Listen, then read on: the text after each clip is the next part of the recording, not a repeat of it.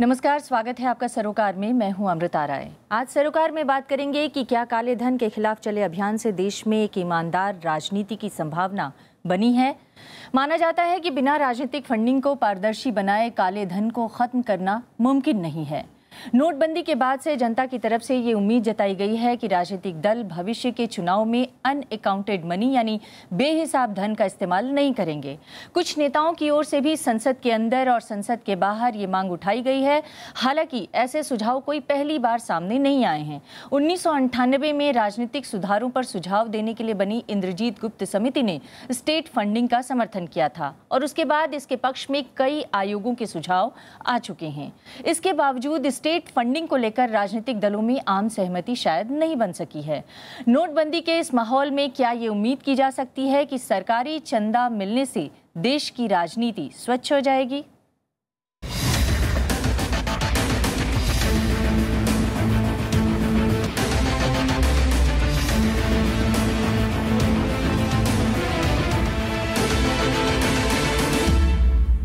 और आज इस मुद्दे पर चर्चा के लिए हमारे साथ जो मेहमान हैं उनसे आपका परिचय कराते हैं। हमारे साथ हैं एसवाई कुरैशी साहब। आप चीफ इलेक्शन कमिश्नर रह चुके हैं जुलाई 2010 से जून 2012 के बीच और आप 40 वर्षों का आपका प्रशासनिक अनुभव रहा है। लगातार चुनाव सुधारों की वकालत करते रहे हैं। हमारे साथ हैं जगदीप छोकर। आप फाउंडिंग मेंबर हैं इलेक्शन वॉच एडीआर के। आपकी संस्था चुनाव में फंडिंग, उम्मीदवारों की संपत्ति जैसे कई अहम बिंदुओं पर रिसर्च करती है। हमारे साथ इसके अलावा 3 राजनीतिक मेहमान हैं। हमारे साथ हैं हुकुमदेव नारायण यादव। आप मधुबनी बिहार से बीजेपी के सांसद हैं, 5 बार सांसद रह चुके हैं और 40 सालों से ज्यादा का आपका राजनीतिक अनुभव है। हमारे साथ हैं शकील अहमद। आप कांग्रेस के वरिष्ठ नेता हैं। आप 2 बार लोकसभा सांसद रह चुके हैं और हमारे साथ हैं वरिष्ठ पत्रकार, जेडीयू से राज्यसभा सांसद हरिवंश। और इसके अलावा हम यहाँ पर तमाम छात्र छात्राओं, युवाओं का भी स्वागत करना चाहेंगे। अपनी चर्चा में आगे बढ़ें उससे पहले देखते हैं हमारी एक खास रिपोर्ट।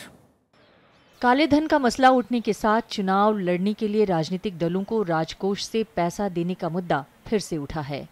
संसद के शीतकालीन सत्र से पहले हुई सर्वदलीय बैठक में प्रधानमंत्री नरेंद्र मोदी ने इसकी वकालत की। कांग्रेस अध्यक्ष सोनिया गांधी कई साल पहले इस सुझाव से सहमति जता चुकी हैं। इसके अलावा कई दूसरे स्रोतों से भी इसकी सिफारिश की गई है। राजनीतिक सुधारों पर सुझाव देने के लिए बनी इंद्रजीत गुप्त समिति ने 1998 में स्टेट फंडिंग का समर्थन किया था। इंद्रजीत गुप्त समिति ने कहा कि सरकारी कोष से राष्ट्रीय और राज्य स्तर पर मान्यता प्राप्त दलों को धन दिया जाना चाहिए। 1999 में विधि आयोग ने अपनी रिपोर्ट में कहा कि राजनीतिक दलों को पूरा खर्च सरकारी कोष से दिया जाए, लेकिन इसके साथ ही उनके दूसरे स्रोतों से धन लेने पर रोक लगा दी जाए। विधि आयोग ने कहा था कि कुछ खास नियमों का पालन करने वाले दलों को ही सरकारी चंदा मिलना चाहिए। मसलन पार्टी में आंतरिक लोकतंत्र हो, उसमें बही खाते को ठीक से रखा जाता हो और ये हिसाब किताब समय से निर्वाचन आयोग को सौंपा जाता हो। द्वितीय प्रशासनिक सुधार आयोग ने 2008 में सौंपी अपनी रिपोर्ट में राजनीतिक दलों को सरकार से आंशिक चंदा देने का पक्ष लिया। अटल बिहारी वाजपेयी के शासनकाल में संविधान की समीक्षा के लिए बने राष्ट्रीय आयोग ने स्टेट फंडिंग का समर्थन तो नहीं किया, लेकिन उसने कहा था कि अगर स्टेट फंडिंग शुरू करनी हो तो उसके पहले राजनीतिक दलों के विनियमन का ढांचा बनाया जाना चाहिए। स्टेट फंडिंग के पक्ष में कई तर्क हैं। कहा जाता है कि इससे पार्टियों की कॉरपोरेट जगत और काले धन पर निर्भरता घटेगी। तब सरकारें कालाधन जैसी बुराइयों के खिलाफ सख्त कदम उठाने के लिए बेहतर स्थिति में होंगी। इससे सभी पार्टियों को समान धरातल मिलेगा। इससे ईमानदार और नई उभरती ताकतों के लिए राजनीति में टिकना संभव होगा। स्टेट फंडिंग का एक मॉडल ये भी बताया गया है कि पार्टियों को पिछले चुनाव में मिले हर वोट पर 100 रुपए दिए जाने चाहिए। मगर क्या ये योजना व्यवहारिक है? कई देशों का अनुभव बताता है कि वहां स्टेट फंडिंग से ऐसे लाभ नहीं हुए। ये फायदा तभी हो सकता है जब चुनाव खर्च घटे। फिलहाल उम्मीदवारों के खर्च की सीमा तो तय है, लेकिन पार्टियों के खर्च की कोई हद नहीं है। अगर सीमा लग भी जाए तब भी उसके पालन की क्या गारंटी है? फिर सवाल ये भी है कि राजनीतिक दलों को सरकारी चंदा मिलने पर राजनीति स्वच्छ हो जाएगी और क्या उससे काले धन की समस्या का हल निकल जाएगा? हुकुमदेव जी, अगर मैं अपनी चर्चा की शुरुआत आपसे करूं, ये जो काले धन के खिलाफ सरकार की मुहिम चली, उसके बाद ये माना गया कि जो तमाम दूसरे राजनीतिक दल हैं उन सब के नोट ख़त्म हो गए हैं, उनकी नकदी ख़त्म हो गई है, उनके अकाउंट में अब कुछ पैसे नहीं बचे और अब राजनीति स्वच्छ हो जाएगी। क्या कहेंगे आप? देखिए,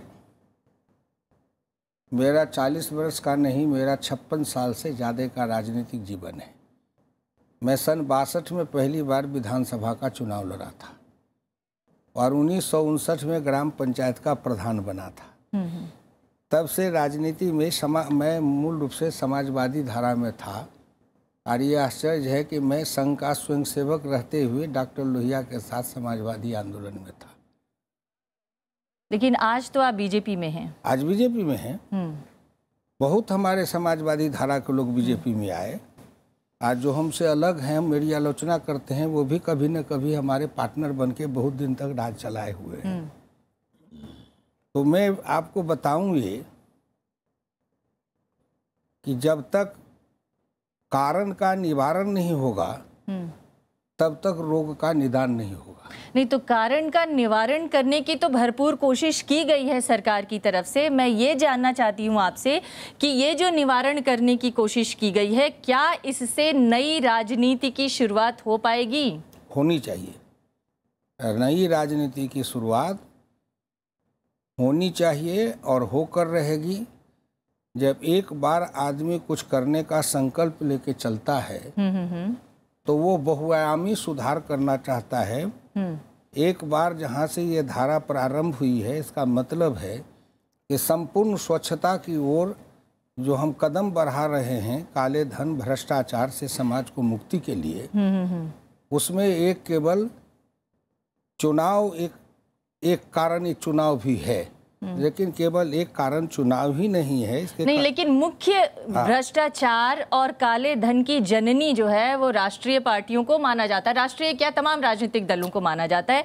और इसलिए बहुत सारे लोग ये मान रहे हैं कि अगर राजनीतिक दलों के अंदर का काला धन खत्म हो जाए तो दरअसल काले धन से निजात पाने में भरपूर जो है सफलता मिल सकेगी। इसलिए मैंने आज ये सवाल उठाया और इसीलिए ये प्रोग्राम कर रहे हैं। एक बीजेपी के समर्थन से राज्यसभा में आए सांसद का आर्टिकल मैंने पढ़ा, उसमें उन्होंने कहा कि जो विपक्षी दल खूब शोर मचा रहे हैं और खूब जोर शोर से विरोध कर रहे हैं, दरअसल वो ये दिखाता है कि उनको कितना भारी नुकसान हुआ है।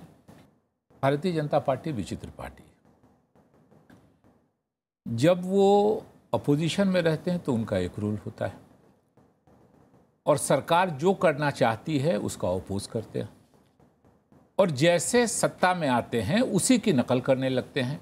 अगर आप इजाज़त दें तो इस डिमोनेटाइजेशन के खिलाफ मनमोहन सिंह की सरकार ने एक फैसला किया था।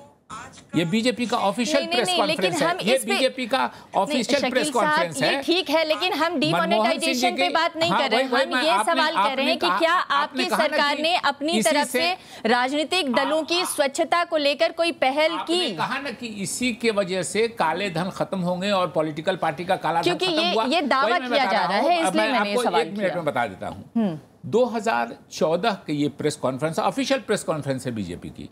मनमोहन सिंह जी की सरकार में एक फैसला हुआ था कि उन नोटों पर, बड़े नोट जिन पर तारीख नहीं है, और वो नोट जो 2005 के पहले प्रिंट किए गए थे वो निकाल लिए जाएंगे शकील अहमद साहब, ये सब हमने डिस्कस कर लिया। देश की जनता 10 दिन से यही बात कर रही है। बात हम ये बात करना चाह रहे हैं कि राजनीतिक दलों के काले धन और पारदर्शिता के सवाल हल होंगे कि नहीं। दूसरे बिंदु पे आता हूं। बिल्कुल पॉलिटिकल लोग ही, चाहे हमारी पार्टी के हों, चाहे हुकुमदेव बाबू की पार्टी के हों, चाहे किसी पार्टी के हों, यही देश चलाते हैं। और अगर इलेक्शन में ये ब्लैक मनी का इस्तेमाल करेंगे तो जो इनको ब्लैक मनी देगा वो इलेक्शन के बाद इनसे चाहेगा कि हमको ब्लैक मनी वापस मिले और पूंजी के साथ सूद भी मिले। तो स्वाभाविक रूप से अगर इलेक्शन में करप्शन कम होता है तो निश्चित रूप से ब्लैक मनी का इस्तेमाल कम होगा, करप्शन कम होगा। और इलेक्शन फंडिंग पे अभी यकीनी अगर गवर्नमेंट के साइड से होता है, ये बातें चल रही हैं। और इलेक्शन कमिश्नर्स ने पिछले कुछ दिनों से, और मैं सेशन साहब के समय से ज़रा ज़्यादा ज़ोर से चला, और धीरे धीरे इलेक्शंस में सुधार हुआ है। पैसे का इस्तेमाल ऊपर से जो होता था, झंडा, पर्चा, पोस्टर, हंगामा, ये वो कम हुआ है। अब अंदर से कोई अगर पैसा दे रहा है तो ब्लैक मनी है उसके पास तो दे रहा है। ब्लैक मनी पर अगर ईमानदारी से कंट्रोल किया जाएगा और कम से कम ब्लैक मनी लोगों के पास होगी तो लोगों के पास कम ब्लैक मनी होगी तो कम इस्तेमाल करेंगे। लेकिन जहां तक ये जो प्रोसेस बनाया गया है, मैं समझता हूं कि इससे बहुत ज्यादा इफेक्टिव ये नहीं होगा, क्योंकि असल जो ब्लैक मनी है लोगों के पास, जो बीजेपी के प्रेस कॉन्फ्रेंस में भी कहा गया है 2014 में, आप ये कह रहे हैं कि सरकार अगर ये कदम उठा रही है तो आप उसके समर्थन में है, लेकिन असल में ब्लैक मनी खत्म नहीं होने वाली है। मैं हरिवंश जी के पास जाऊं। लोगों ने कभी वापसी की बात नहीं की। हम लोगों ने कहा कि लोगों को जो परेशानियां हो रही हैं, हाँ। जो 55 लोग इस नोटबंदी के बाद 55 लोग बैंक के लाइनों में मर गए और आपने पहले से तैयारी नहीं की, वो तैयारी करके करना चाहिए था, वो हम लोगों की जी मैं हरिवंश जी के पास जाऊं उससे पहले मैं छोकर साहब के पास आना चाहती हूं। एक आंकड़ा है, एडीआर का ही आंकड़ा है, इसलिए मैं आपसे ये पूछना चाहती हूं। 2004 से 2015 के बीच 71 चुनाव हुए जिसमें 63% कैश का इस्तेमाल किया गया और 2108 करोड़ रुपए खर्च हुए। तो ये जो खर्च था ये अनअकाउंटेड मनी था। उम्मीद जताई जा रही है कि ये जो अब काले धन के खिलाफ मुहिम चलाई गई है नोटबंदी के तहत, इस तरह के अनअकाउंटेड मनी पर रोक लगेगी। क्या ये उम्मीद पूरी होगी जनता की? पहली बात तो ये है कि ये उम्मीद कौन लगा रहा है?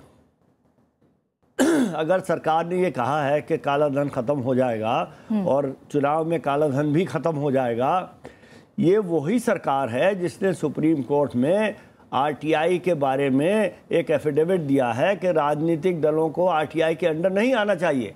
इसी सरकार ने, वही सरकार जो राजनीतिक दलों को आरटीआई के अंडर आने से रोकने के लिए सुप्रीम कोर्ट में एफिडेविट दे रही है, अगर वही सरकार कहती है कि राजनीतिक दलों में साफ सफाई हो जानी चाहिए, ये दोनों बातें लगती नहीं है। दूसरी बात, आपने 2 राजनीतिज्ञों से बात कर ली, आपको सीधा जवाब नहीं मिला, आपने बहुत जिरह की, आपको जवाब नहीं मिला। आप तीसरे से भी बात कर लीजिए क्योंकि ये पत्रकार है, शायद ही और सीधा जवाब दे दें। आपको इस चीज का किसी भी राजनीतिज्ञ से सीधा जवाब नहीं मिलेगा, क्योंकि राजनीतिक दलों में जब तक आंतरिक लोकतंत्र और फाइनेंशियल ट्रांसपेरेंसी नहीं होगी, देश में काला धन खत्म हो ही नहीं सकता। मतलब आप ये कह रहे हैं कि पारदर्शिता की उम्मीद राजनीतिक दलों से अभी ना की जाए? कैसे करें, मुझे आप ये समझाइए, कैसे उम्मीद करें? 16 साल से तो हम लगे हैं इसके पीछे। हाँ। जब government of India, union of India, हाँ। सुप्रीम कोर्ट में एफिडेविट देती है पिछले साल कि भाई ये राजनीतिक दलों को आरटीआई के अंडर नहीं होना चाहिए, तो उम्मीद कैसे करें? उम्मीद करने की वजह कहाँ है? जिसको ये नहीं मालूम है कि ये एफिडेविट दिया गया है, वो मान लेंगे? मैं तो नहीं मानता इस बात को। आपकी पार्टी के एक नेता हरिवंश जी ने आज उन्होंने एक आर्टिकल लिखा है, उसमें उन्होंने बीजेपी से ये उम्मीद जताई है कि हो सकता है कि आने वाले दिनों में और भविष्य में चुनाव में बीजेपी अनअकाउंटेड मनी का इस्तेमाल नहीं करेगी। ये जो उम्मीद दूसरी पार्टी से की जा रही है, ये अपनी पार्टी के ऊपर भी लागू होगा? अमृता जी, पहले मैं अपनी पार्टी के बारे में बता दूं, फिर मूल सवाल पर मैं लौटना चाहूँगा। कम से कम 2 इलेक्शंस बहुत मैंने करीब से देखे, लोकसभा 2014 और अभी जो बिहार में पिछले साल विधानसभा चुनाव हुए। आप देख लें कि अखबार में इस दल के कितने विज्ञापन छपे, एक विज्ञापन नहीं छपा, एक बड़ी होर्डिंग उस ढंग से नहीं लगी। नहीं, होर्डिंग तो बहुत लगी। नहीं, हम तो बिहार में घूम के आए। ना, वो होर्डिंग लगी, वो दूसरे तरह की होर्डिंग थी। चुनावों के लिए संयुक्त रूप से इन दलों की होर्डिंग बड़ी कहीं नहीं लगी। वह नीतीश कुमार जी के दल के कार्यक्रम की होर्डिंग थी जो लगी, जिसका उल्लेख कर रही है। एक विज्ञापन आप नहीं देखेंगी, एक बड़े टेलीविजन में विज्ञापन आपने नहीं देखा होगा, कहीं अखबारों में विज्ञापन आपने नहीं देखा हो। ये मैं ऑन रिकॉर्ड कह रहा हूं, आप चेक कर सकती हैं। अच्छा। तो बहरहाल मुद्दा ये नहीं है, मुद्दा जो मूल ये है कि जो हुआ सो हुआ, अब भविष्य में क्या होगा? इस देश में मैं मानता हूं कि यह जो कदम सरकार ने डिमोनेटाइजेशन का उठाया है, नोटबंदी का, या इसके पहले 2015 में वॉलंटरी वो ब्लैक मनी के बारे में एक्ट ले आए, जिसके तहत विदेशों से 2,500 करोड़ सिर्फ आए, फिर वॉलंटरी डिस्क्लोजर स्कीम जो घोषित किया, जो अभी सितंबर में खत्म हुआ, या इसके पहले चिदम्बरम जी ने जो किया था, ये सब बड़े आंशिक कदम हैं। इससे देश की ब्लैक मनी खत्म नहीं होने वाली। स्टेट फंडिंग की जो बात पहले से कुरैशी साहब या बाकी लोग भी करते रहे हैं, जब तक राजनीति की पूरी तरह सफाई नहीं होगी तब तक ब्लैक मनी पर कोई अंकुश अमृताजी नहीं लगेगा। दूसरी बात मैं कहना चाहता हूं, और इसका दायित्व तो सबसे अधिक दो बड़े दलों पर है जो सत्ता में हैं। मैं देख रहा था 1990 से 2008 के बीच 7 बड़े आयोग और कमीशन बने हैं। मैं नाम आपको बताऊं, Goswami committee on electoral reforms 1990, Vohra committee report 1993, Indrajit Gupta committee on state funding of elections 98। इसमें मैं कल देख रहा था कितने बड़े नाम हैं, सोमनाथ चटर्जी, हमारे मनमोहन सिंह जी, और जो सांसद उनसे बड़े जाने माने लोग हैं। इंद्रजीत गुप्ता कमेटी के बाद law commission report on reforms of electoral laws 1999, national commission to review the working of constitution 2001, election commission of India proposed electoral reforms 2004, the second administrative reforms commission 2008। इतनी चीजें हुई पर कोई रेडिकल चीज नहीं हो सका जिससे कहा जा सके कि राजनीति को गंदे पैसे से, कॉर्पोरेट फंडिंग से, वैसे पैसे से जो राजनीति के निर्णयों को प्रभावित करते हैं, वो बंद किया जा सका। अगर वो नहीं था तो कम से कम राजनीतिक दलों को आरटीआई के दायरे में लाने की जो एक मांग हुई थी उसके लिए ही राजी हो जाते सभी राजनीतिक दल। हाँ, भी बाहर से पारदर्शिता की वकालत भी करते हैं, लेकिन वो नहीं, मैं सहमत हूँ, लेकिन मैं आपको दो चीजें और कहना चाहूंगा। आप देखिए, ये समस्या कोई पहली बार नहीं है। हाँ। 1962 में पहली बार सांथानम कमेटी बनी, पंडित जी जीवित थे। मैं पूछे इतिहास में भी जा सकता हूं, लेकिन पंडित जी के जमाने में केशव देव मालवीय नाम के कैबिनेट में जो व्यक्ति मंत्री थे, ईमानदार मंत्रियों में थे, इफिशिएंट मंत्री थे, एक चुनाव में उन्होंने 10,000 के आसपास कुछ चंदा लिया और बाकायदे पंडित जी ने उसकी जांच करा करके वो गए। फ्रीडम स्ट्रगल में फंडिंग क्या थी राजनीति की, वो भी मैं आपको बता सकता हूं, कितनी ईमानदार प्रणाली हमारी रही है। सांथानम कमेटी की रिपोर्ट आई जिसको जयप्रकाश नारायण ने भी मुद्दा बनाया। हाँ। हमने कोई उस पर कार्रवाई नहीं की, तो कमेटियां हमारे यहाँ इतनी बनती रही, लेकिन कोई ठोस कदम अब तक नहीं उठ रहा है। सरकार जो कह रही है 70 सालों में ऐसा क्या हुआ कि जो ईमानदार राजनीति की शुरुआत हुई थी वो आते आते इस हद तक पहुंच गई कि आज हर तरफ से उसकी ईमानदारी पर सवाल उठाए जा रहे हैं। ऐसा क्या हुआ 60 सालों में, 70 सालों में? ये लंबा बहस का विषय है, पर मुझसे व्यक्तिगत आप राय पूछें तो मैं कहूँ कि राजनीति आइडियोलॉजी से खत्म हो गई, पावर ही सब कुछ हो गया। और 91 में जब से इकोनॉमिक लिबरलाइजेशन आया, उसका दूसरे क्षेत्रों में बड़ा महत्वपूर्ण योगदान है। आर्थिक प्रगति और लोगों के सपने बहुत हुए, लेकिन उसने राजनीति को पूरी तरह से और करप्ट कर दिया। आप देखिए उसके बाद जो आंकड़े आए हैं, किस बड़े पैमाने पर विदेशों में आपका फंड जाता है। हम सब लोगों को पता है कि विदेशों में हमारे पैसे जा रहे हैं, किस तरह की चीजें हो रही हैं, पर कोई अंकुश नहीं लग सका। मैं 2 आंकड़ा और आपको अमृता जी जानकारी के लिए बताना चाहूंगा। जब जो 1 मिनट में, जब जो पार्टी सत्ता में होती है उसके पास ही सबसे अधिक पैसा आता है। 2013-14 में बीजेपी के पास 170 करोड़ चुनाव में आए थे। 2014-15 में वो 437 करोड़ है, यानी 151% इंक्रीज है। 2009-10 में 258 करोड़ था। और ये कई पार्टियों को जोड़ दीजिए तो उससे भी दोगुना राशि है बीजेपी के पास जो आया है इलेक्शन में सहयोग। इंडियन नेशनल कांग्रेस को 2013-14 में 59 ऑलमोस्ट 60 करोड़ के आसपास था। 2014-15 में 141 करोड़, पर 2009-10 में 468 करोड़। नहीं, लेकिन ये तो कुछ आंकड़े हुए। सवाल ये है कि 2014 के बाद से एक काले धन के खिलाफ देश का माहौल बना, सरकार ने अपनी तरफ से कोशिश की, एक माहौल बनाने की कोशिश हुई है कि ईमानदारी का एक नमूना पेश किया जा सके। मुझे इजाजत दे तो मैं संशोधन करूंगा। 2009 के चुनाव में सार्वजनिक जीवन में ईमानदारी के लिए सरकार की तरफ से कोशिश हो रही है। 2009 का चुनाव ही लोकसभा का लड़ा गया ये करप्शन पर। आडवाणी जी ने रथ यात्रा निकाली थी, बाकायदे कांग्रेस ने भी 2011 के पूरा आंदोलन और उसके बाद एक पार्टी पूरी खड़ी हो गई इसी ईमानदारी के सवाल पर। लेकिन एक बार फिर से वही चर्चा है कि क्या राजनीतिक दल सुरक्षिता के दायरे में आएंगे, क्या हमारे देश की राजनीति स्वच्छ होगी जो सरकार की तरफ से नोटबंदी के कदम उठाए गए हैं, या फिर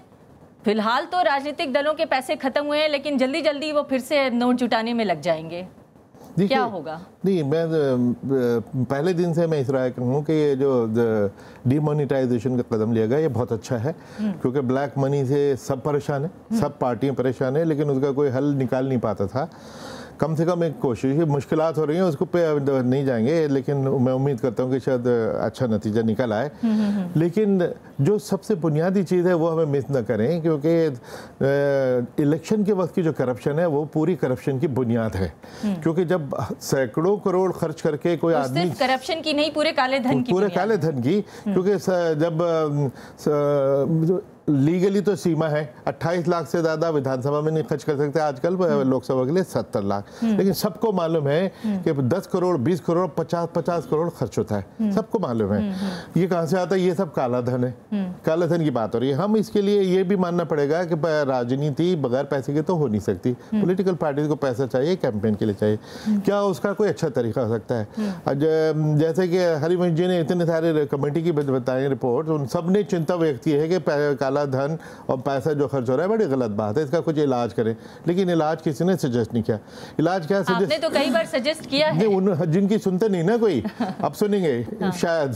तो हम हर शख्स का सुझाव ये होता था कि स्टेट फंडिंग ऑफ इलेक्शंस होनी चाहिए, लेकिन इंद्रजीत गुप्ता कमेटी ने भी पूरी बात है ये कोई बताता नहीं, उन्होंने भी कहा कि एक तो पार्शियल फंडिंग की बात की, लेकिन ये कहा कि उससे पहले राष्ट्रीय और मान्यता प्राप्त पार्टियों के बारे में कहा था, निर्दलीयों को फंडिंग की वकालत नहीं, वो भी छोड़ दीजिए। उन्होंने ये कहा कि जब तक इंटरनल पार्टी डेमोक्रेसी नहीं होगी, जब तक ये पैसा देना उनके लिए सेफ नहीं है। मेरी फॉर्मुलेशन इससे डिफरेंट है। मैं कहता हूँ स्टेट फंडिंग ऑफ इलेक्शन तो बिल्कुल नहीं होनी चाहिए, क्योंकि वो तो बिल्कुल बेहिसाब चीज होगी, उसको मैनेज करना मुश्किल होगा। नहीं होनी चाहिए, इलेक्शंस की नहीं होनी चाहिए, पॉलिटिकल पार्टीज की जरूर होनी चाहिए। अच्छा। इसमें फर्क है कि इलेक्शन लड़ने के लिए आप पैसे देने लगे तो हर किस्म की बोगस पार्टी भी होंगी, कल बन जाएंगी कि हमको भी दीजिए हम लड़ेंगे।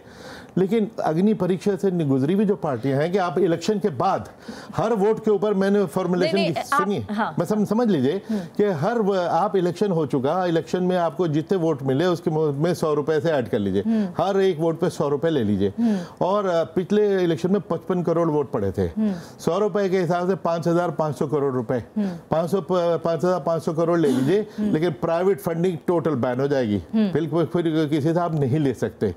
तो अच्छा, ये फिगर ऐसी है, इसको कोई फर्ज भी नहीं कर सकता कि एक वोट लेके कह दीजिए मैंने 10 वोट लिए थे। नहीं, आपके सुझाव के बाद क्या हुआ? इसके सुझाव को किसी ने पढ़ा ही नहीं, मैं तो कह के थक गया। लेकिन मुझे उम्मीद ये है कि शायद अब मेरी इस बात की सुनवाई होगी और अब इसको गौर करेंगे। मैं तो इनको पैसे देने की बात कर रहा हूँ, इनसे लेने की बात ही नहीं कर रहा। नहीं, लेकिन एक फंडिंग बंद करने की बात भी कर रहे हैं हजूर, वो हमारे मित्रों को मंजूर नहीं है। नहीं, लेकिन क्या दुनिया में कोई एक देश का ऐसा उदाहरण है जहां पर कि सरकारी फंडिंग के बावजूद प्राइवेट फंडिंग रुक गई? कोई एक उदाहरण है ऐसा? 70 मुल्कों में, दुनिया के 71 मुल्कों में, 71 मुल्कों में, 71 उसमें state funding of election, political party होती है, इलेक्शन की भी कहीं होती है, पॉलिटिकल पार्टीज होती है, और उसमें ही कि भाई आप अगर इलेक्शन में अपने क्रेडेंशियल दिखाइए और पैसे ले लीजिए।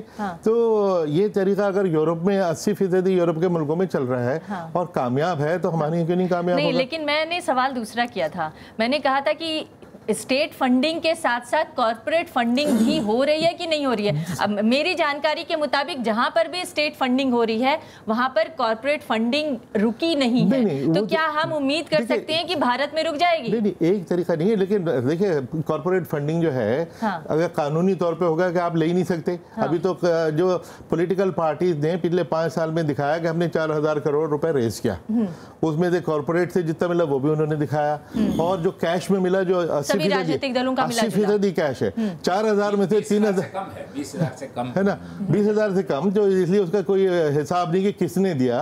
तो 4,000 करोड़ में से 3,000 करोड़ रुपए तो officially unaccounted money, but legal money. मैं एक और सवाल आप ही से करूं, इसके बाद मैं दूसरे पैनलिस्ट के पास जाना चाहती हूं। ये जो 20,000 की सीमा है, सारा घालमेल उसी में हो जाता है। तो ये जो 20,000 की सीमा है, इसको खत्म कर दिया जाए बड़ी अच्छी बात है, क्योंकि ये एक्चुअली इनकम टैक्स एक्ट में ही है कि 20,000 से ऊपर की ट्रांजैक्शन चेक से होनी चाहिए, उससे नीचे कैश हो सकता है, उसको बिल्कुल बदल दिया जाए। तो ये एक तरीका है। जी, आपसे जानना चाहूंगी हुकुमदेव जी, इनका सजेशन है कि और खुद प्रधानमंत्री जी ने अभी जो सर्वदलीय बैठक हुई थी उसमें कहा था कि ये एक बेहतरीन मौका है जब राजनीतिक शुचिता को लाया जा सकता है, राजनीतिक पारदर्शिता को बनाया जा सकता है, एक साथ चुनाव कराया जाए और इस चुनाव में कम पैसे का खर्च हो, इसलिए जो है उसमें स्टेट फंडिंग को इंट्रोड्यूस किया जाए।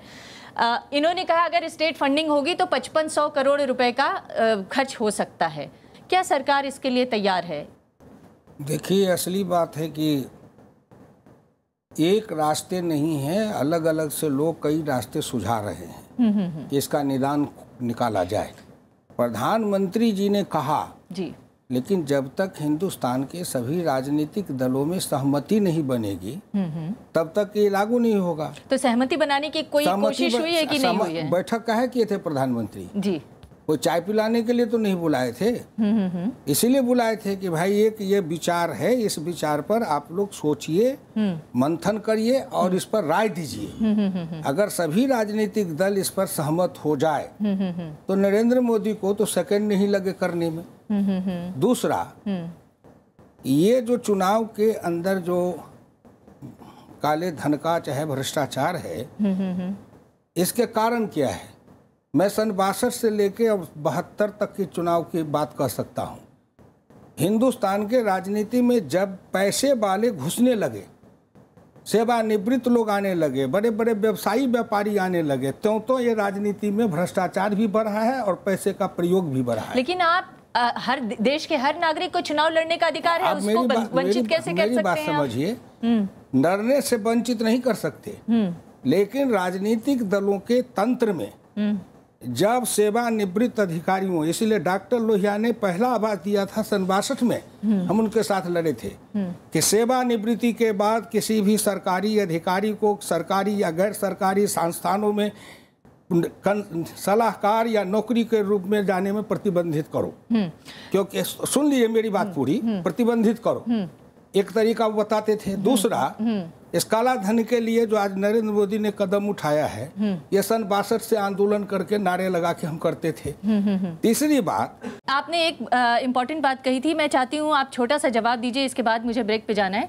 आपने कहा था कि प्रधानमंत्री जी ने सबको सहमति या सबकी सहमति के लिए बैठक बुलाई थी और वो चाहते हैं कि राजनीतिक दल इस पर सहमति जताएं ताकि फिर राजनीति को स्वच्छ करने की प्रक्रिया शुरू हो सके। आप लोगों का क्या विचार है? क्योंकि सोनिया गांधी जी भी इस मामले में सहमत थी कि स्टेट फंडिंग होनी चाहिए चुनाव के लिए। स्टेट फंडिंग के फेवर में हम लोग भी हैं, लेकिन सवाल यह होता है कि प्रधानमंत्री जुमलों में बहुत ये है, चुनाव में भी जुमले इस्तेमाल करते थे, अभी भी, कि प्रारूप आप लाइए कि स्टेट फंडिंग में कहा पॉलिटिकल पार्टीज हैं, निर्दलीय खड़ा हो जाता है, किसको फंडिंग करेंगे? और अगर आप फंडामेंटल राइट्स किसी को खड़े होने से इलेक्शन में रोकते हैं कि निर्दलीय खड़ा होगा तो हम नहीं ये करेंगे।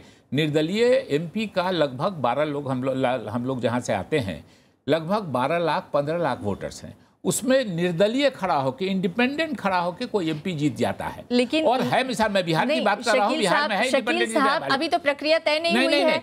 आप सैद्धांतिक रूप से सहमति दिखाइए तो प्रक्रिया आगे बढ़ जाएगी। नहीं, बिल्कुल सैद्धांतिक रूप से आज से नहीं, बहुत दिन से स्टेट फंडिंग होनी चाहिए, लेकिन उसका एक प्रारूप बनना चाहिए जो विद्वान है, पढ़े लिखे लोग हैं, ये बतावें कि पॉलिटिकल पार्टीज को क्या करना चाहिए, गवर्नमेंट को और पॉलिटिकल पार्टी को किस इस पर आना चाहिए जो किसी का फंडामेंटल राइट भी नहीं हर्ट हो, और जो स्वच्छता की बात करते हैं इसमें पॉलिटिकल सिस्टम में, वो आनी चाहिए। एक बात और आपकी बात से थोड़ा सहमत नहीं है, सभी पॉलिटिकल पार्टी की फंडिंग शायद खत्म नहीं हुई है इससे, नोटबंदी से।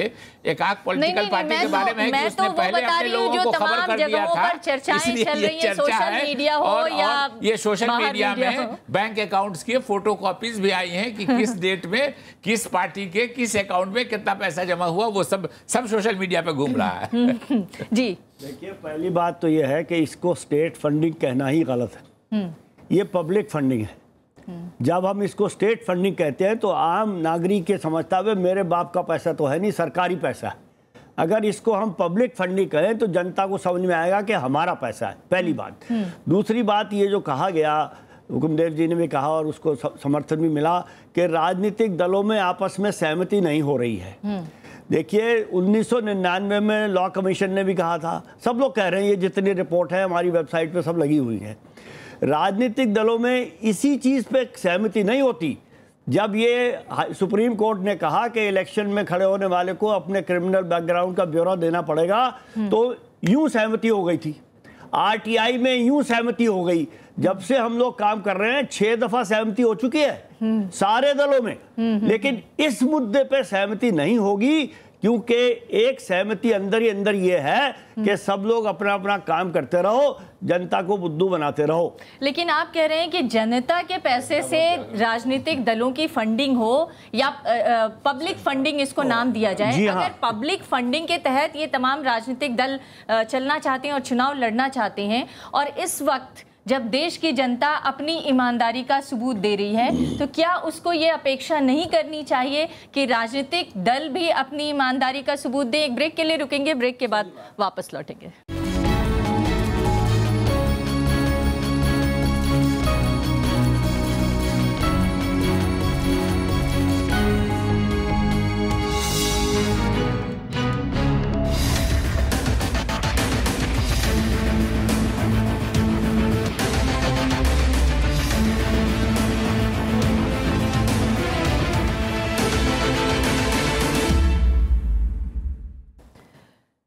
इस सेगमेंट में हम चर्चा करेंगे कि क्या स्टेट फंडिंग से वाकई देश की राजनीति स्वच्छ हो जाएगी और क्या उसकी प्रक्रिया होनी चाहिए जो सबको मान्य हो। मैं आपसे जानना चाहूँगी, आप कई बार कई तरह के सुझाव देते रहे हैं, लेकिन अब तक राजनीतिक दलों की शायद उस पर सहमति नहीं बन सकी है या कोई बात आगे नहीं बढ़ी है। हालांकि सैद्धांतिक रूप से सभी इस बारे में सहमत हैं कि स्टेट फंडिंग होनी चाहिए, काला धन और भ्रष्टाचार को रोक लगाना चाहिए, लेकिन बात आगे क्यों नहीं बढ़ती? प्रक्रिया में ऐसी क्या जटिलताएं हैं जिससे बात आगे नहीं बढ़ पाती? जटिलता इतनी नहीं है, उन्होंने उसको समझने की कोशिश ही नहीं की है। और ये डिस्टिंक्शन मैं बड़ा क्लियर करना चाहूँगा कि स्टेट फंडिंग ऑफ इलेक्शन और state funding of political party में बड़ा फ़र्क है। इलेक्शन की फंडिंग का मतलब होगा कि जो भी इलेक्शन लड़ना चाहे वो पैसे ले जाए, तो इंडिपेंडेंट भी खूब आएंगे, फ्लाई बाय नाइट पार्टीज भी बनेंगी, सिर्फ जिनका काम ही सिर्फ इलेक्शन के लिए लड़ो, पैसा जमा करो और कुछ पॉकेट करके जाओ, इसलिए उसको तो संभालना बड़ा मुश्किल हो जाएगा। पॉलिटिकल पार्टीज को दें जो जरूर दें, लेकिन उनके परफॉर्मेंस को, जिसको मैंने कहा अग्नि परीक्षा के बाद, मैं यहीं पे आपको टोकना चाहूंगी कुरैशी साहब, आप कह रहे हैं कि ये संभव है और आपकी बात जायज भी हो सकती है कि फ्लाई बाय नाइट कोई भी एक पॉलिटिकल पार्टी खड़ी हो जाए या कोई एक उम्मीदवार खड़ा हो जाए और सरकार से पैसे उठ के चला जाए और फिर उसका मिसयूज हो जाए, लेकिन ये भी तो सच है कि हमारे संविधान में हर एक नागरिक को राजनीति में उतरने, चुनाव लड़ने का अधिकार दिया गया है। और अगर किसी नागरिक का विश्वास इन तमाम दलों में न हो, सुनिए, तो वो कहाँ चुनाव लड़ेगा? नहीं, मैं बता रहा हूँ आपको, मैं उसमें नहीं जा रहा। मैं एक तो पहले आपको डिस्टिंक्शन ये कर रहा हूँ कि चुनाव लड़ने के लिए नहीं, बल्कि पॉलिटिकल पार्टी चलाने के लिए, और पॉलिटिकल पार्टी के पास पैसा होगा तो चुनाव लड़ा लेगी। मैं ये कहता हूँ कि जो 100 रुपए की मैंने बात कही है, सिर्फ ये तो मैंने नहीं कहा सिर्फ पॉलिटिकल पार्टी को दीजिए। आप इंडिपेंडेंट हैं, एक वोट लेके 100 रुपए लेके खुशी खुशी जाइए, दे दीजिए, कोई प्रॉब्लम नहीं हमको। लेकिन जो पहली बार चुनाव लड़ रहा है उसको कहां से वोट दिखाएगा? अभी जो पहली बार लड़ने के लिए आदमी पैसा जुटा के लड़ता है, वो कहां से लड़ता है? इस उम्मीद में कि मैं बना लूंगा।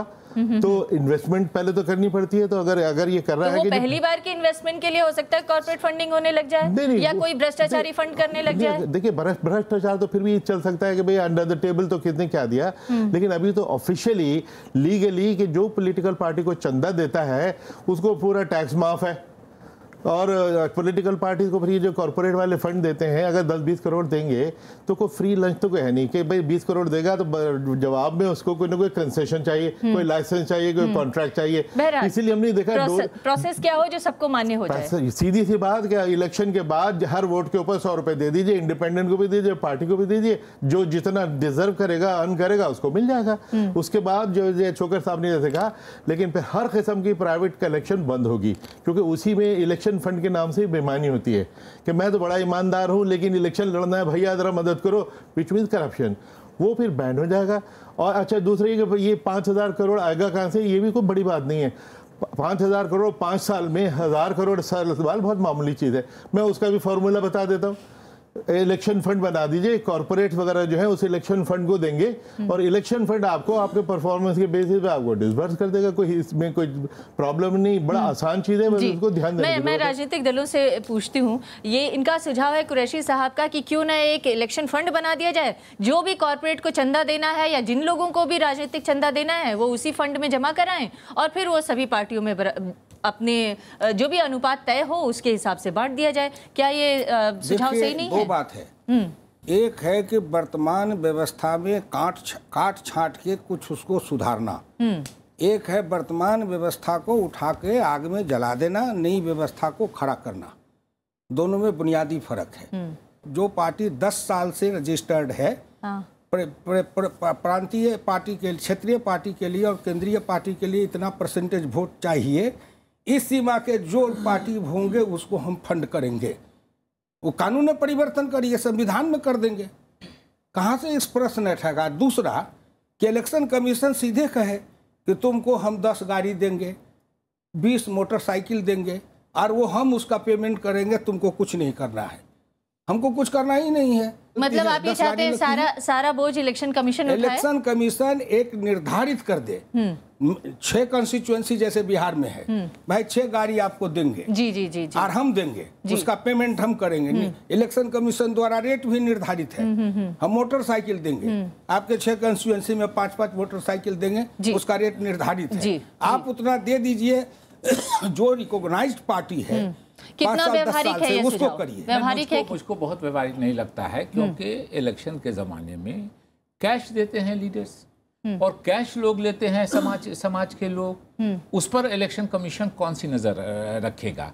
इसलिए मैं समझता हूं कि सरकार की तरफ से, इलेक्शन कमीशन की तरफ से भी सुधार होना चाहिए और on the part of the public, general public, उनको भी एक बार ख्याल रहता है कि कितने लोग होते हैं।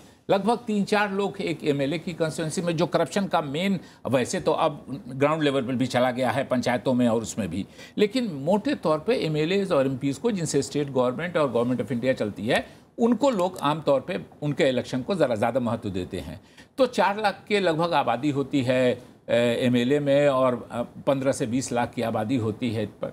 हर वोटर को मालूम है कि हमारे जो ये कैंडिडेट्स हैं, इसमें किसका कैरेक्टर क्या है, किसका ये है।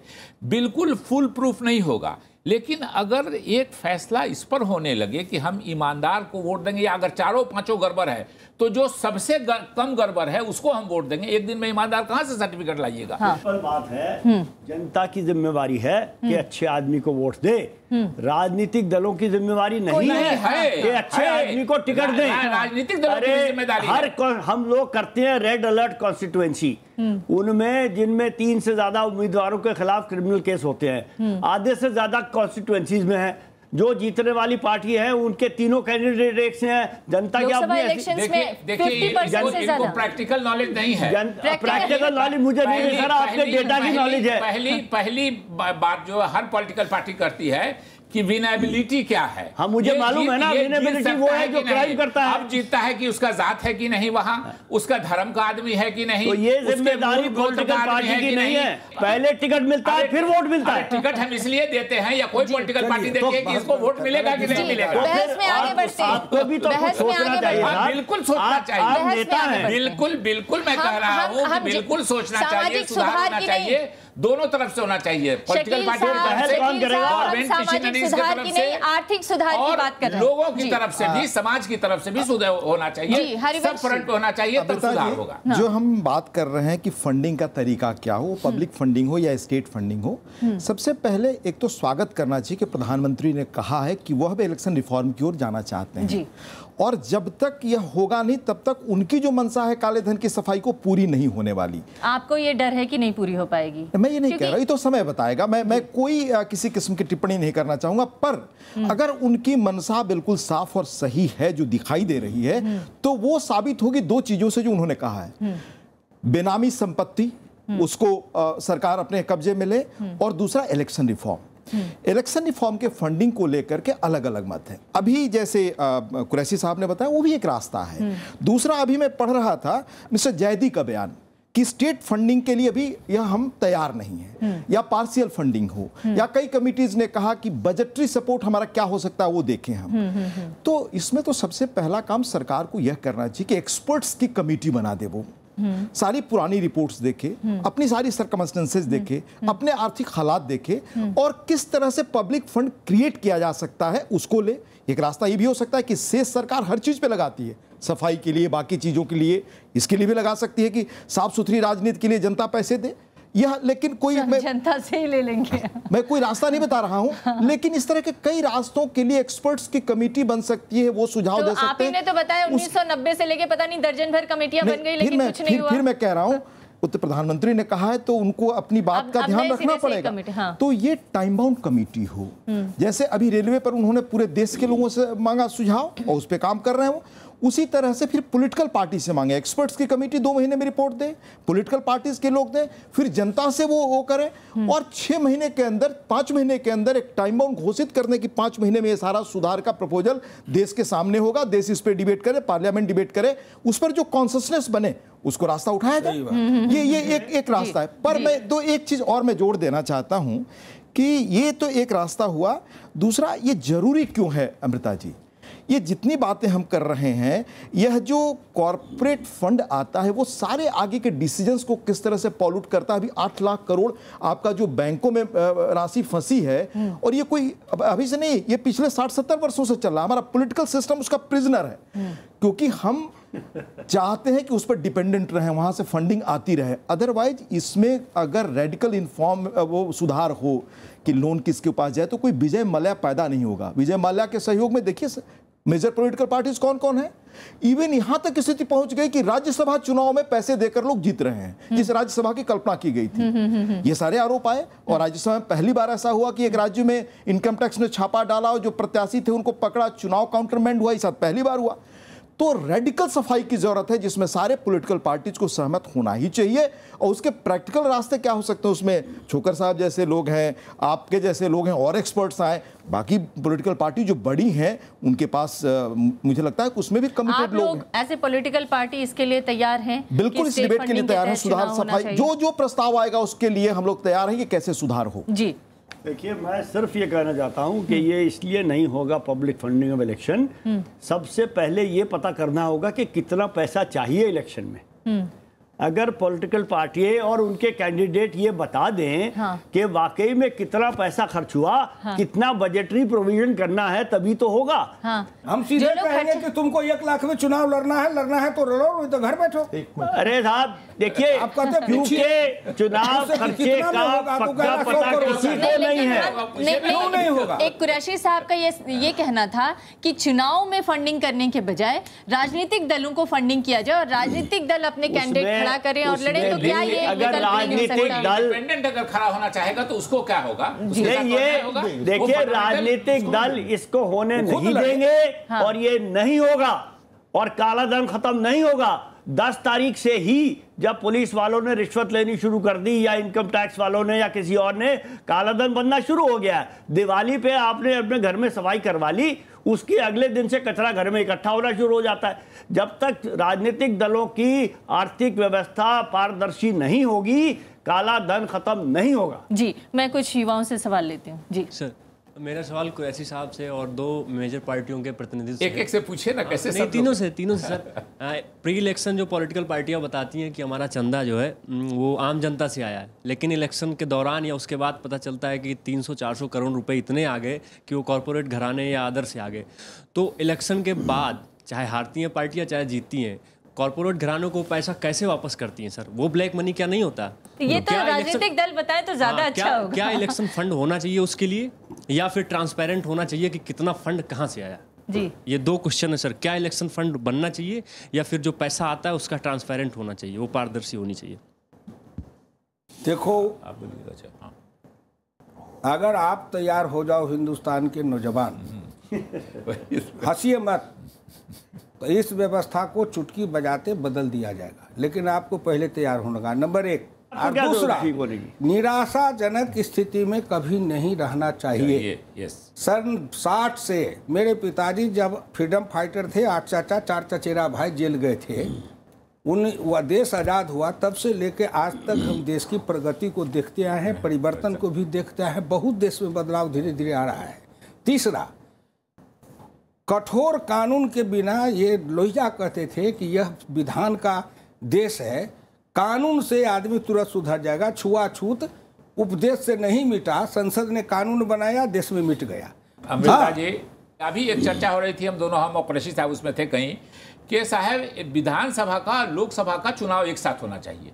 अब बताइए, तो 29 विधानसभा है, और दुर्भाग्य से या सौभाग्य से हमारे प्रधानमंत्री बोल देते हैं, उन्होंने भी कह दिया कि हाँ होना चाहिए, वो चीफ इलेक्शन कमिश्नर ने कह दिया कि हाँ ये ठीक है। अभी प्रारूप नहीं, अगर एक असेंबली आज डिसॉल्व हो जाती है और उसमें लीडरशिप नहीं है तो आप 4.5 साल उसको ले जाइएगा। और अगर लोकसभा भंग हो गई, मैं 1998 में पहली बार लोकसभा का मेंबर हुआ, 1999 में लोकसभा भंग हो गई 1 साल के बाद। तो अगर लोकसभा भंग हो गई वक्त से पहले, तो क्या जो 29 विधानसभा है इस देश में उन सबको आप डिसॉल्व करके फिर चुनाव कराइएगा?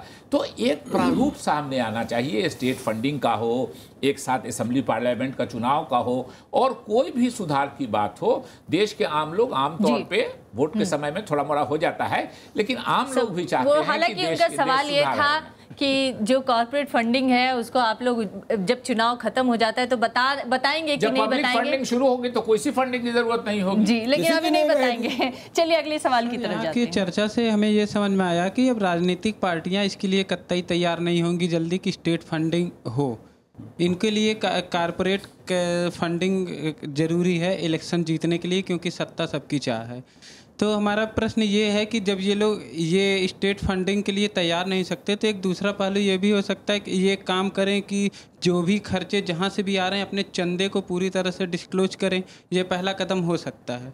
और हमारा एक दूसरा एक क्वेश्चन ये है कि जैसे इन्होंने कहा कि एक फंडिंग का एक लिमिट बनाई जाए, क्या हम ऐसा करके ये गलत तो नहीं करेंगे कि हर जगह के खर्चे तो समान होते नहीं हैं, तो ये सबको एक तरफ से एक लिमिट में बात देना क्या उचित रहेगा?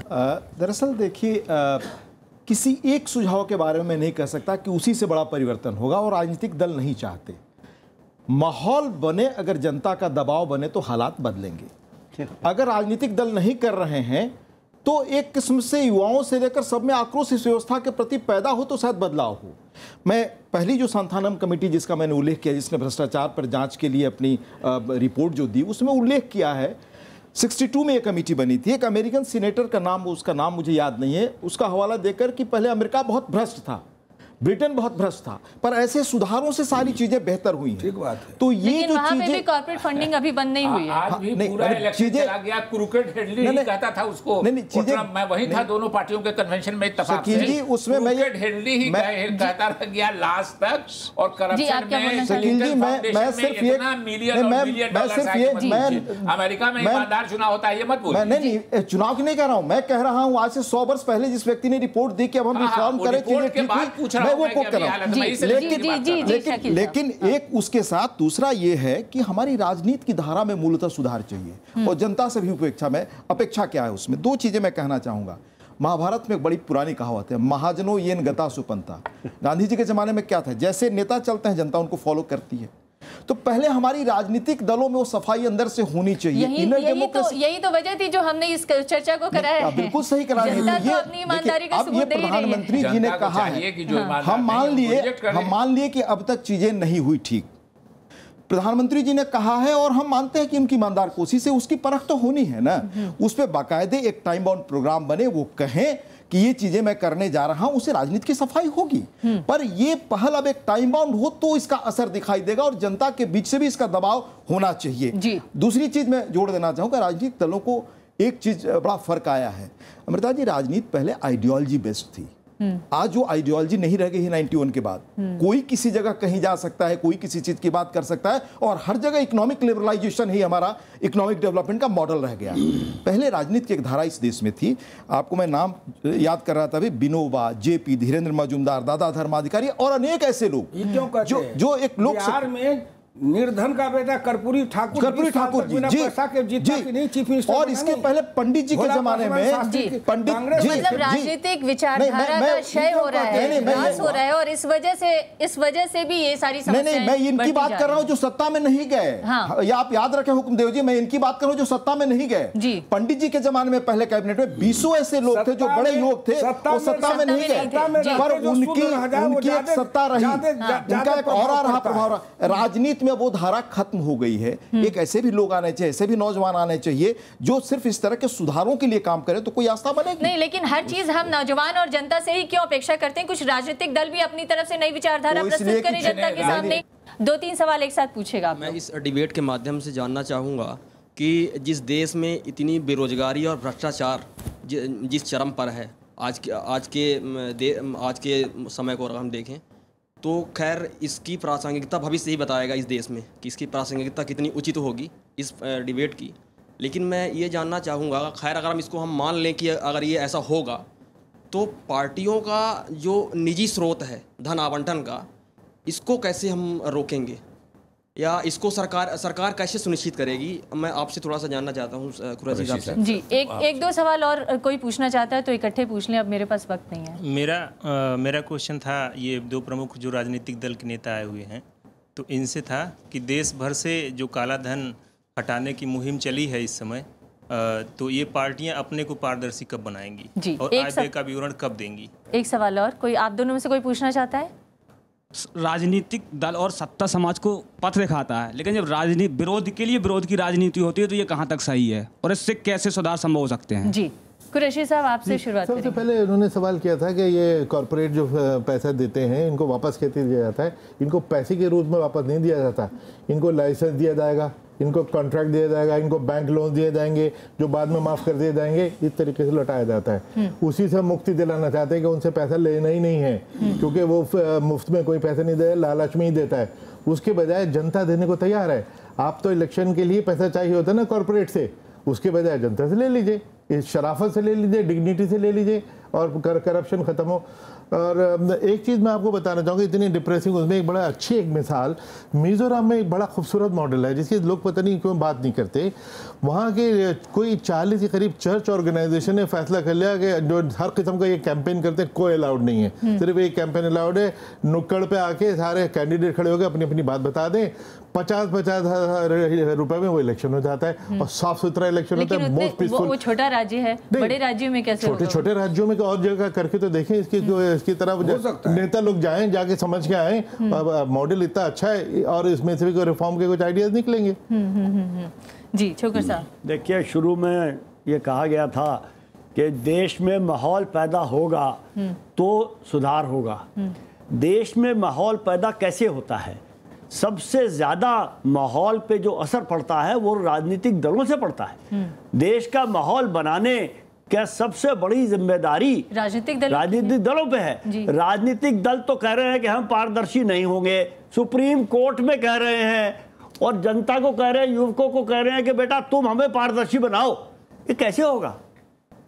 जब तक राजनीतिक दल और राजनीतिज्ञ, ये मैं मानता हूं कोई हर राजनीतिज्ञ बेईमान नहीं है, लेकिन सबसे बड़ी दिक्कत एक है, आप मुझे 2 मिनट दीजिए। मेरे साथ हो चुका है कि कॉर्पोरेट आदमी खड़ा है डिस्कशन में टीवी पे और एक राजनीतिज्ञ खड़ा है। कॉर्पोरेट वाला कहता है मैं तो चेक में पैसा देना चाहता हूं, ये लेना नहीं चाहते।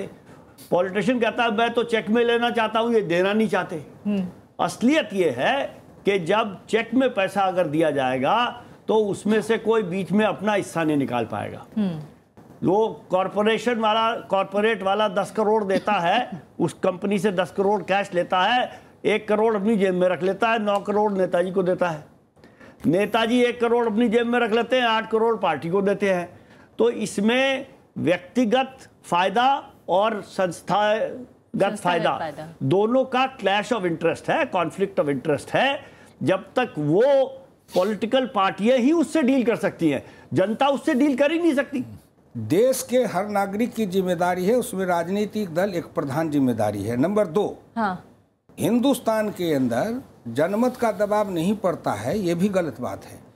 लंबे समय से देश का जनमत था काला धन हटाओ, काला धन हटाओ। आखिर आते आते काला धन को हटाने वाले किसी आदमी ने अपनी राय से एक कदम उठाया। लेकिन ये सच है, अगर ये सच है कि ये जनमत बनाने का काम राजनीतिक दलों ने ही किया ना। यही तो हम कह रहे हैं कि जो जनमत बनाने का काम इस मामले में राजनीतिक दलों ने कहा, राजनीतिक दलों की पारदर्शिता के लिए भी जनमत बनाने का काम खुद राजनीतिक दलों को करना पड़ेगा। अगर बेईमान था तो क्यों किया? नहीं, मैं ये पुराने जो बीत चुका उसकी बात मैं नहीं कर रही हूँ, मैं भविष्य की बात कर रही हूँ। चुनाव सुधार हो, कि चुनाव सुधार हो, राजनीतिक दलों में पारदर्शिता हो, इसकी वकालत भी राजनीतिक दल ही कर रहे हैं। तभी जनता का मूड बनेगा, क्योंकि हर एक चीज राजनीतिक दल चर्चा शुरू किए हैं जी, बोल रहे हैं जी। अडवाणी ने रथ यात्रा निकाला, नरेंद्र मोदी सभी दलों को बुलाया, ये जनता में जा रहा है, उनके जनमत में चर्चा होगी, लेख लिखे जाएंगे, प्रचार आएंगे, उनका दबाव बनते जाएगा और दबाव बनेगा तो किसी दिन करने वाला हिम्मत वाला तो क्या हम ये मान लें कि अब ये बहस की शुरुआत हुई है और कहीं न कहीं इसका अच्छा नतीजा देखने को मिलेगा। सच्चाई सामने आएगी कि इसके पीछे असली राज क्या है, वैसे वैसे जनता का भ्रम टूट जाएगा। 4 दिन हफ्ता दिन चलने दीजिए, निश्चित रूप से सच्चाई आ जाएगी सामने। निश्चित रूप से एक मैं मानता हूं कि प्रधानमंत्री जब बोलते हैं तो उसे विश्वास करना चाहिए, उसकी परख सामने होगी। सही बात है। राजनीतिक दल अपना काम करें, ये सही कह रहे हैं जोकर साहब कि उनके काम है रहनुमाई करना, वो करें। पर अगर राजनीतिक दल कमजोर होते इन मुद्दों पर दिखाई दे रहे हैं जो सबकी मान्यता है, तो इस देश में 3 बड़े मुकाम हुए जहां लोक दबाव ने चीजों को बदल दिया। 67 में हुकुमदेव जी बताएंगे डॉक्टर लोहिया ने कैसे हालात बदल दिए। 9 राज्यों में कांग्रेस की सरकार चली गई। 74 में जयप्रकाश नारायण की ललकार बदलो बदलो, फिर सरकार हाल में लोकपाल आपने देखा दिल्ली में जो आंदोलन हुआ, तो जनता का दबाव भी इस पर अब बने और राजनीतिक दलों ने पहल की है। बहुत दबाव बनाए पर लोकपाल नहीं बना। जो जन्मे अरविंद केजरीवाल ने नहीं बनाया, जो लोगों ने वहां जाके राजनीति की अन्ना के साथ नहीं बनाया, लोकपाल होकर रह गया। जनता के साथ ये ईमानदारी से वादा निभाया गया। कह रहा हूं कि वो आंदोलन खड़ा हुआ, आंदोलन की बात कर रहा हूं, उसका असर क्या हुआ। लेकिन दूसरी चीज कहना चाहता हूं, एक नौजवान ने पूछा रोजगार के बारे में। अगर मुझसे आप पूछे तो इस देश की राजनीति का टोटल एजेंडा बदलना चाहिए। आज आप देखें 2 करोड़ रोजगार के लिए नौजवान ने पूछा, 150 करोड़ आबादी आपकी कुछ वर्षों में होने वाली है।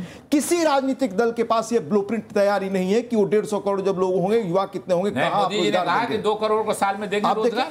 तो हमारा ये इकोनॉमिक डेवलपमेंट मॉडल फेल कर चुका है। इसमें आप अपनी नंबर 2 पॉल्यूशन का आप देखिए, ये नहीं कहा था मोदी जी ने कि जनसंख्या कम की, पॉल्यूशन का देखिए। एक मिनट, मैंने कहा कि इस देश का नया मुद्दा रोजगार होना चाहिए, पॉल्यूशन होना चाहिए। दिल्ली के जो हालात आपने देखे, भ्रष्टाचार है, मुकदमे 7-7, 8-8 करोड़ हमारे जुडिशरी में मुकदमे पड़े हुए हैं। नदियां सूख रही हैं, जनसंख्या का प्रॉब्लम अलग है और शहरीकरण अर्बनाइजेशन होने जा रहा है। फूड हमारा कितना खाद्यान्न की जरूरत पड़ेगी, इन चीजों पर आज देश में राजनीतिक दलों के बीच विमर्श नहीं है, जो लोहिया के जमाने में था। उसकी सबसे मूल वजह है कि राजनीतिक दलों की विचारधारा खत्म हो रही है, जिसकी तरफ आपने इशारा किया था।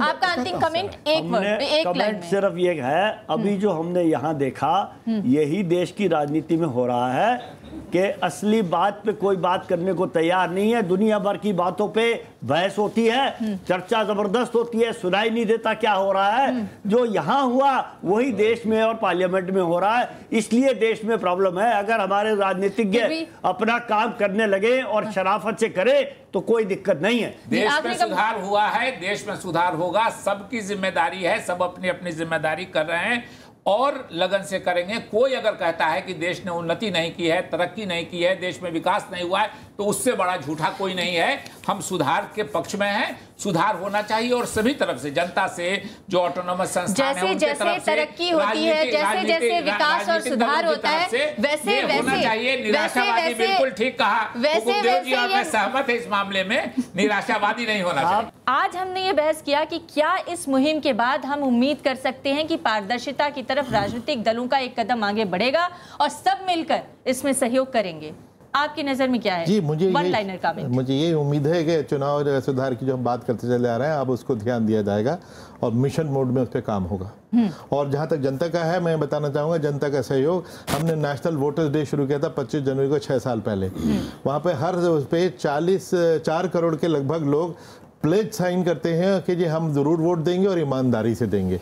ईमानदारी से वोट देने का ये प्लेज ये खुद वोटर्स ले रहे हैं, तो इसलिए वोटर की तरफ से पूरी सपोर्ट है। हमें इलेक्शन रिफॉर्म पे पॉलिटिकल पार्टीज को अब एकजुट हो जाना चाहिए और 20 साल से 30 साल से जो प्रपोजल पेंडिंग है उनको टेबल पर लाएं और उन्नति और तरक्की के साथ जनता जागरूक भी हुई है, तो राजनीतिक दलों को ये नहीं भूलना चाहिए कि जनता के पास एक नोटा का भी अधिकार है। मैं तो यहीं पर खत्म करना चाहूंगी अपनी इस बहस को। उम्मीद है कि आने वाले दिनों में जरूर पारदर्शिता की ये जो मुहिम आगे बढ़ी है वो सभी राजनीतिक दल, समाज और सभी तबके के अंदर देखने को मिलेगी। बहुत बहुत धन्यवाद। धन्यवाद। धन्यवाद, नमस्कार।